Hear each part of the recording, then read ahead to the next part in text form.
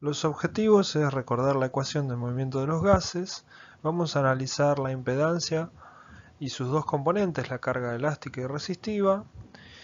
En cuanto a la aspiración, consideraremos la composición de la constante de tiempo y sus implicancias en la generación de autopip. Y finalmente los efectos de la presión positiva intratorácica en cuanto a la circulación y la hemodinámica. Si consideramos al tórax como si fuese el tubo de una jeringa y al diafragma como el émbolo que tracciona hacia abajo, podemos pensar que en la contracción del diafragma, al aumentar el diámetro anteroposterior y longitudinal del tórax, se extienden los pulmones y generan una presión negativa, que va a ser proporcional a la cantidad de volumen y la velocidad a la que uno quiera ingresarlo y a la resistencia por la elasticidad. Esto siempre y cuando no se genere autopip. ¿Cómo ocurre la expiración? La expiración ocurre porque en este movimiento hay un desbalance entre la elasticidad del tórax y la elasticidad pulmonar a favor de la elasticidad pulmonar. Cuando deja de contraerse el diafragma, la elasticidad pulmonar tiende a colapsar a los dos pulmones y volver al punto de equilibrio entre las dos elasticidades. Este es el punto de reposo donde termina la capacidad funcionante residual inspiratoria.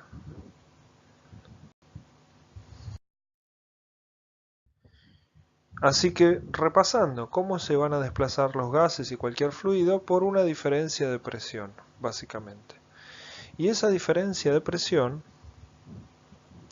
es proporcional a la cantidad, es decir, volumen corriente que se va a desplazar y a la velocidad a la cual esta cantidad de aire se va a desplazar. Pero no es lo mismo ingresar volumen en un pulmón que no tiene elasticidad porque ha perdido su fibra elástica, como ocurre en el enfisema, o un pulmón que tiene su elasticidad aumentada por fibrosis o por acumulación de agua, ya sea por aumento de la presión hidrostática venocapilar, que sucede por ejemplo en la insuficiencia cardíaca. Es un pulmón que tiene mayor contenido de agua y la tensión superficial del agua tiende a colapsarlo, o ya sea que el aumento de la cantidad de agua sea por aumento de la permeabilidad capilar, que ocurre por ejemplo en el distrés. Esto por supuesto sin considerar que haya o no atrapamiento de aire. Tampoco es lo mismo que la velocidad a la que se desplaza el gas sea considerada ante un bronquio de gran diámetro o un bronquio de pequeño diámetro. Recordando la ley de Poiseuille, esto tenía que ver con la resistencia, y en la resistencia dependía de la viscosidad de la sustancia que atravesara un tubo, la longitud del tubo, que suponemos en la vía aérea es siempre la misma, y la cuarta potencia del radio, que en este caso es lo más importante para considerar la resistencia. Así que podríamos dividir la carga que tiene que soportar o que combatir esa diferencia de presión por la contracción del diafragma en una carga resistiva y en una carga elástica. ¿Cómo podemos calcular la elasticidad? Sabiendo que la elasticidad es la inversa de la distensibilidad o compliance, y que la compliance se puede calcular dividiendo el volumen corriente por la diferencia de presión que lo generó, podemos entonces deducir la compliance. Finalmente, si uno quisiera conocer la resistencia, hace una división entre la diferencia de la presión dinámica, es decir, la presión pico, y la presión estática, que es después que haya ingresado el gas, y la divide por el flujo y tenemos la resistencia. Todo esto se puede calcular a partir de los datos que podemos registrar desde el respirador. Ahora, ¿qué ocurre con el gas que se desplaza? El gas que se desplaza en la presión en la atmósfera tiene una presión barométrica de 760 milímetros de mercurio. Cuando ingresa a la vía aérea, se va a mezclar con el vapor de agua que lo acondiciona en las fosas nasales y en la vía aérea, y ese vapor de agua tiene aproximadamente una presión parcial de 47 milímetros de mercurio. Si uno le resta a 760, 47 nos da 713, y ese 713, si consideramos que solo el 21% es oxígeno, estamos obteniendo que hay 150 milímetros de mercurio de presión de oxígeno. Esa presión de oxígeno va a migrar hacia los alvéolos, y cuando llegue a los alvéolos se va a encontrar con el dióxido de carbono que se produce a través de la generación de ATP en la mitocondria, y que es arrastrado por la circulación a través de las venas hasta el corazón, y desde el corazón a la circulación pulmonar. Ese dióxido de carbono que tiende a salir se mezcla con el oxígeno, ocupando un espacio y reduciendo la cantidad de oxígeno que llega al alvéolo, de 150 entonces a 100 en una persona que tiene una PCO2 de 40. De ahí se deduce la fórmula de la presión alveolar de oxígeno, que es la que tenemos aquí.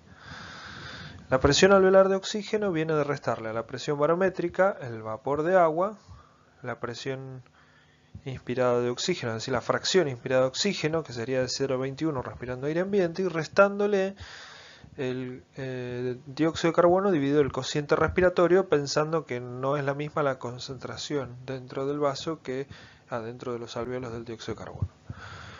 Eso teóricamente nos da 100 milímetros de mercurio en una persona que respira aire ambiente con una tensión de dióxido en la arteria de 40.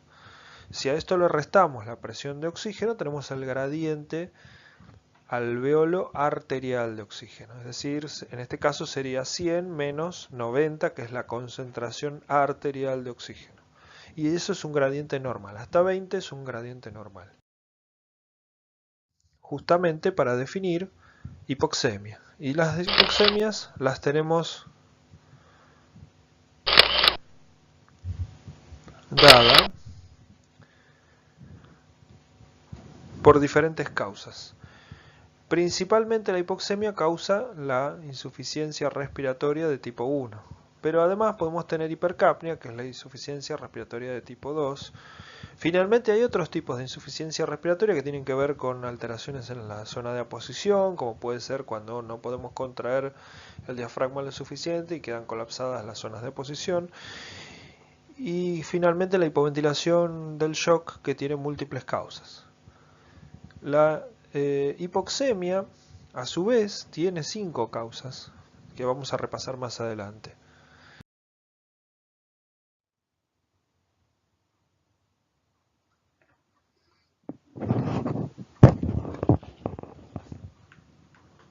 Bien, continuando con las causas de hipoxemia, tenemos 5 causas principales. Una es la baja presión inspirada de oxígeno, que es el mal de montaña. La otra es la hipoventilación, con todas las causas que vimos recién.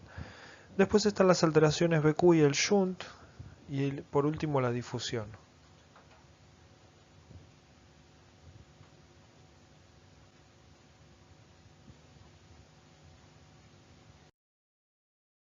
Podemos diferenciar cuál es la causa de la hipoxemia.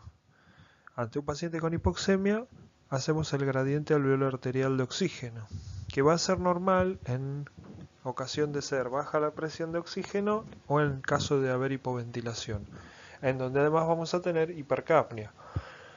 Y va a estar aumentado en pacientes que tengan alteración BQ, la cual corrige al administrar oxígeno a altas concentraciones.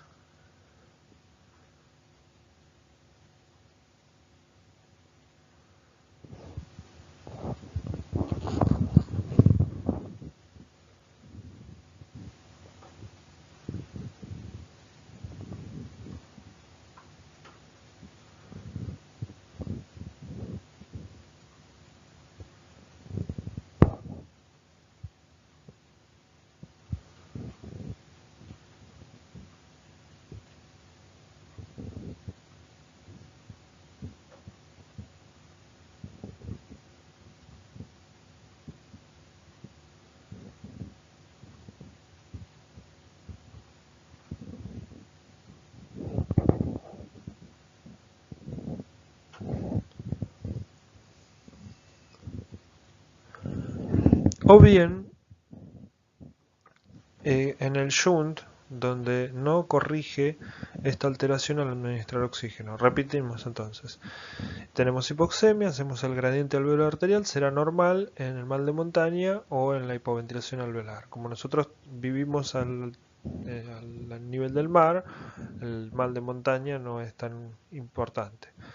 Si está aumentada el gradiente alveolar arterial de oxígeno, ventilamos con oxígeno, y si este trastorno corrige, estamos ante una alteración BQ, y si no corrige, estamos ante un shunt.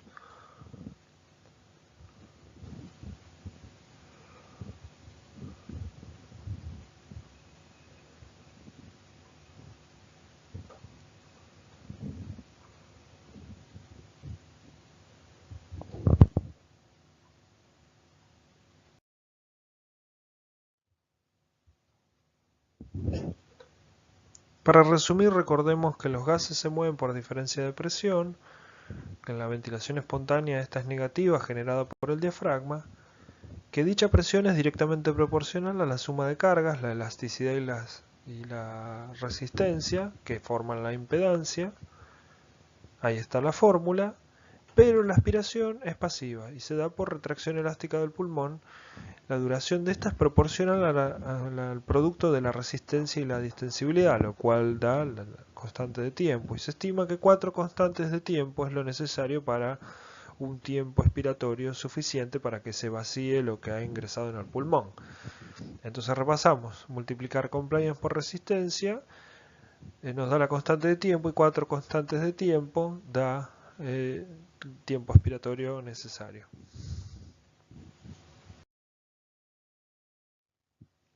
Tampoco la irrigación o la ventilación es homogénea en todo el pulmón.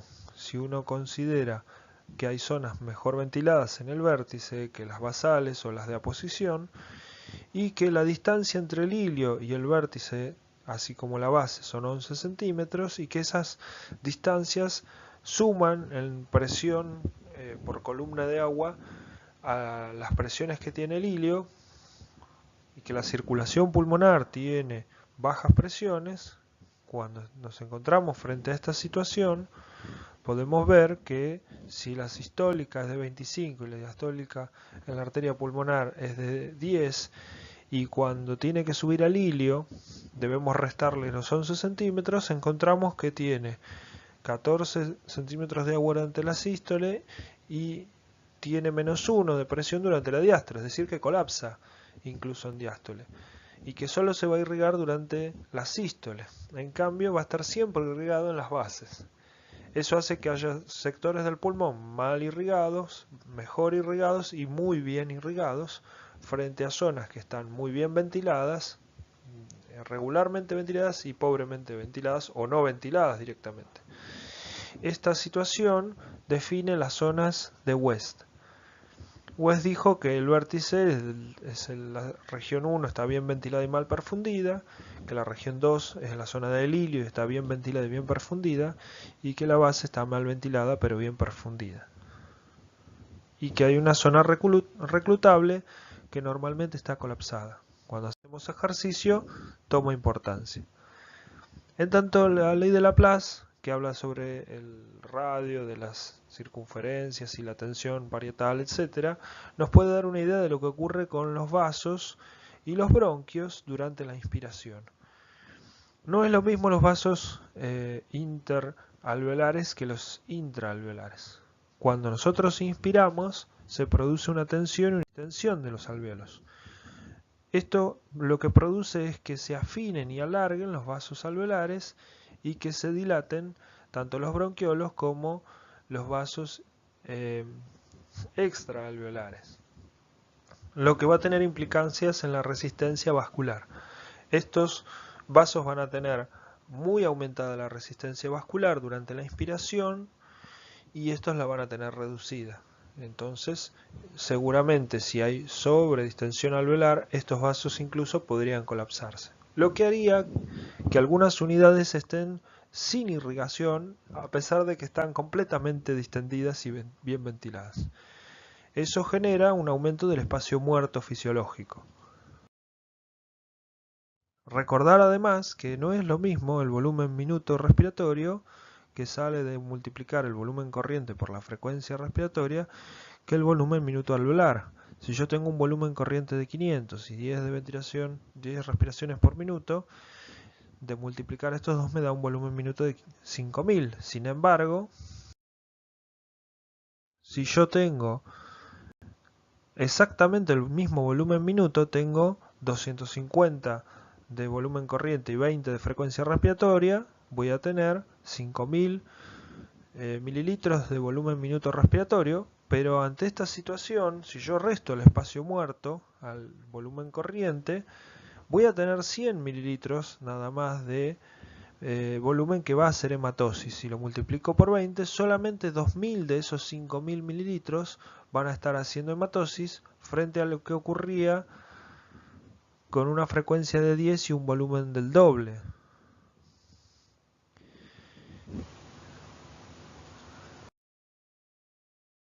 Para finalizar, ¿qué ocurre con la presión positiva dentro del tórax respecto a la hemodinamia, el volumen y al aparato cardiovascular? Durante la presión positiva intratorácica disminuye la precarga, también la poscarga, el volumen sistólico y la tensión arterial. Es muy común ver que pacientes que son sometidos a la ventilación mecánica tienen hipotensión. Y esto con los aumentos de la PIP, además puede ser evidenciado que la presión diferencial, es decir, la presión del pulso, lo que sale de restarle a la presión sistólica y la diastólica, durante los aumentos de PIP pueden predecir la respuesta a infusión de volumen, cuando se pinza esa diferencial. Y además, durante la inspiración, si se colapsa la vena cava, que es un indicio que puede ser evidenciado por ecografía, nos indica que la precarga es insuficiente y que puede responder este paciente a líquidos. Entonces, recordar que estas son las causas por las que se puede producir hipotensión. Acá veríamos el esquema de cómo se pinza la vena cava. Y si uno tiene registro de la presión del pulso a través de un catéter en la arteria, podría ir siguiendo durante la expiración y la inspiración las variables, la variabilidad, de la presión diferencial. Durante la expiración, por ejemplo, podríamos tener una presión del pulso más alta que durante la inspiración. Si durante la inspiración se pinza la presión del pulso, este paciente probablemente, si tiene hipotensión, puede mejorarla con un desafío de fluidos con cristaloides, por ejemplo. Entonces recordemos que para insuflar gas en el tórax hay que vencer la impedancia del sistema, y esta se compone de una carga elástica y resistiva, que la expiración es pasiva y depende de la retracción elástica del tórax, que la ventilación minuto alveolar depende de la frecuencia respiratoria y el volumen corriente, pero restando el espacio muerto, y que la irrigación del pulmón no es uniforme. Los vértices reciben solo sangre de sístole y están bien ventilados. Finalmente, recordar que hemodinámicamente la mayoría de los pacientes sometidos a presión positiva pueden tener hipotensión y que hay estrategias por las cuales podemos predecir si va a mejorar o no esta con la administración de fluidos. Muchas gracias.